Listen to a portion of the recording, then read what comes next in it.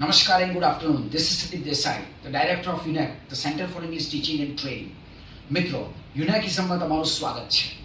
આપણે જે આ વિડીયો સિરીઝ છે એનો બીજો વિડીયો, અને હવે જોવાનું કે આ વિડીયોમાં અમે તમારા માટે શું લાવ્યા છે.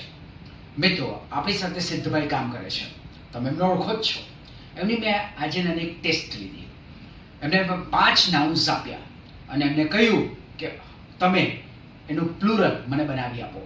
એમણે બનાવી પણ આપ્યું. ચલો એને આપણે બોર્ડ પર જોઈએ. The first one is book. એમણે બુક્સ કર્યું, એબ્સોલ્યુટલી રાઈટ. સેકન્ડ વોચ, એનું વોચિસ કર્યું એમણે, એ પણ સાચું છે. થર્ડ પટેટો, એનું એમણે પટેટોસ કર્યું, કરેક્ટ. ફોર્થ લીફ, એનું એમણે લીવ્સ કર્યું, એબ્સોલ્યુટલી રાઈટ. અને ફિફ્થ એમણે રોંગ કર્યું. હવે આ જે એમણે રોંગ કર્યું એ એક એરર છે, અને એ એરર વારંવાર જોવા મળે છે બાળકોના લખાણમાં. એ મેં નોટિસ કરી છે. હવે એ એરર શું છે? પટેટોનો અંત ઔથી થાય છે, એટલે કે લાસ્ટ લેટર ઔ છે, એટલે આપણે es એડ કરીએ છીએ. તો ફોટો, આ શબ્દનો અંત પણ ઔથી તો થાય છે, તો ત્યાં es કેમ નથી આવતું? ત્યાં કેમ s આવે છે? તો આ જ ચર્ચાનો મુદ્દો છે. આજે આપણે જાણીશું એવા શબ્દો વિશે કે જેનો અંત ઔથી થાય છે, પરંતુ બહુવચનમાં એની પાછળ es નહીં પરંતુ s લગાડવામાં આવે છે.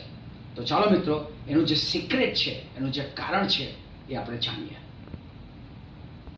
મિત્રો, તમને જાણીને નવાઈ લાગશે કે અંગ્રેજી ભાષામાં એવા ઢગલાબંધ શબ્દો છે કે જે અન્ય ભાષાઓમાંથી લેવામાં આવ્યા છે, અને આ અન્ય ભાષાઓમાંથી લેવામાં આવેલા શબ્દો જ અપવાદ ઊભો કરે છે. એટલે કે તેઓ ગ્રામર અને સ્પેલિંગના નિયમોને અનુસરતા નથી. હવે તમને સ્ક્રીન પર થોડા શબ્દો દેખાશે. Photo, studio, casino, audio, radio, video, solo, logo. મિત્રો, જો તમે નોટિસ કર્યું હોય તો આ દરેકે દરેક શબ્દનો અંત ઔથી થાય છે, અને જ્યારે આપણે એનું બહુવચન કરીએ છીએ તો પાછળ es નહીં પરંતુ s લગાડીએ છીએ. તમને ખબર છે આવું શા માટે? કારણ કે આ દરેક શબ્દો, આ બધા જ શબ્દો લેટિન અને ઇટાલિયન મૂળના છે. એટલે કે લેટિન અને ઇટાલિયન ભાષામાંથી આ શબ્દો અંગ્રેજીમાં આવ્યા છે, અને આ બહારથી આવેલા શબ્દો જ નિયમોને અનુસરતા નથી. તો મિત્રો, હવે તમને ખ્યાલ આવી જ ગયો હશે, સિદ્ધભાઈ અને તમને ખ્યાલ આવી જ ગયો હશે કે ખરેખર શા માટે ફોટોની પાછળ આપણે es નહીં પણ s લગાડીએ છીએ. મિત્રો, આટલી જ વાત કરવાની હતી. હવે આખી વાતને હું સમાપ્ત કરી દઉં.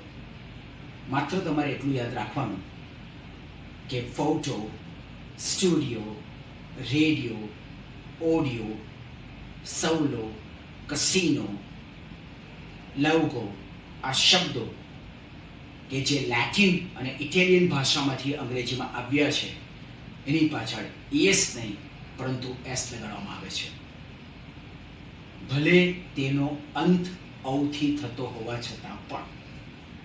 તો મિત્રો, તમને બરાબર માહિતી મળી ગઈ હશે. તમારે તો માત્ર એક જ કામ કરવાનું. અમે આ જ રીતે ઇન્ટરેસ્ટિંગ વિડીયોઝ બનાવતા રહીશું. તમારે એક જ કામ કરવાનું કે અમારા વિડીયોને લાઈક કરવાના, શેર કરવાના અને અમારી ચેનલને સબસ્ક્રાઇબ કરવાની. This is four today. Thank you very much. Have a great day ahead.